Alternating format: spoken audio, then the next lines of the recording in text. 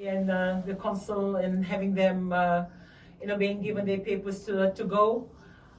You've come a long way. And to hear you today, you sound very matured. Well, to those of you that are logging in today, he's 12 years old, and I believe it's a good take for all of us that are listening in. Sometimes we may think that we are too young, may not have the ability to share your stories, or maybe you say to yourself, okay, I'll just follow and see what comes out of life. But this is a 12 years old from Australia, in Brisbane. Life wasn't easy. I walked into a school lacking in English, living in a country that English is the only language to communicate with. And he's come out a stronger person. Not only it doesn't happen automatically overnight, but it takes a lot of sacrifice. Learn the hard way, losing out on his marks, going on to do the wrong thing, which you may be still doing at the moment.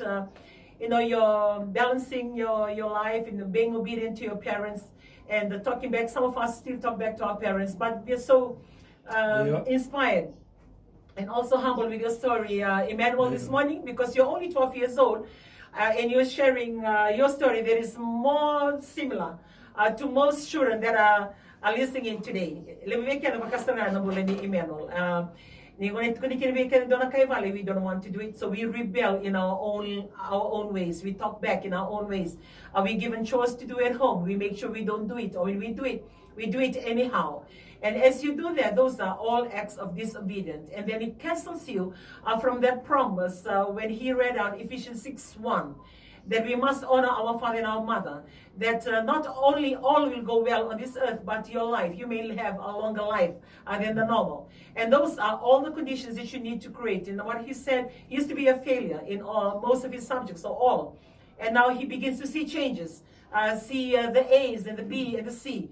So you may be struggling in your schoolwork. One of the elements that Emmanuel shared with us today, maybe you relook at the way you're treating your parents. Relook at the way that you're contributing in your home. Because it's your way of life and your habit of living and your lifestyle and your honoring your parents can change your schoolwork, can change your result, can also change your destination. So thank you, Emmanuel, for sharing your story. Your family has really come a long way from what you were to what you are today and what you can be towards tomorrow. So we know you miss your grandmom, and you didn't have the opportunity to be here when she passed on, but you have lived your life and we know you loved your grandmother. So for all parents that are listening today, like what we said, it's not only for the youth. As you listen in as a parent, you also take your cue. And I must thank Emmanuel's parents on the firm and disciplined decision that they made that has brought about the good change to Emmanuel's life now. So parents, as you are listening in today, there are things, we all love our children, and we can make a decision to let them be and allow them to do what they would love to do. But when we instill some disciplines along the way, it helps them to go on the right direction, and they come to their own senses for them to realize that. But when there is no counsel, no discipline, no talking, they'll continue living the way they are, thinking that there is a correct way. So our role as a parent today, even though it's a youth program, like we always share, we take our cue as parents. We also take our cue as grandparents. We learn and we see how you can better your current parenting at home. So that's another parenting element. The discipline imposed, being deprived of their gadgets when they continue to disobey. Because I do that. I raise my hand. I do that with my grandchildren. When I see that they just are not done well, or their schoolwork, if I check, it's not really up to par. And the certain things that I'm disappointed with, and then it goes back to the fact that I said, okay, I'll take your phone off. One of my grandson, I took his phone off. This is a third time warning going.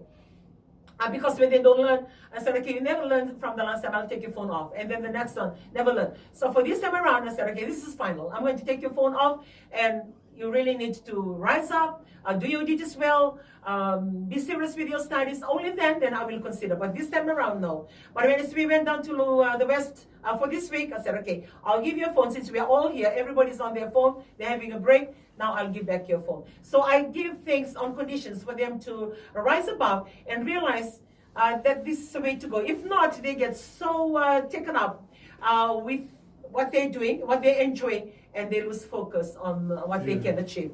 And today, Emmanuel's story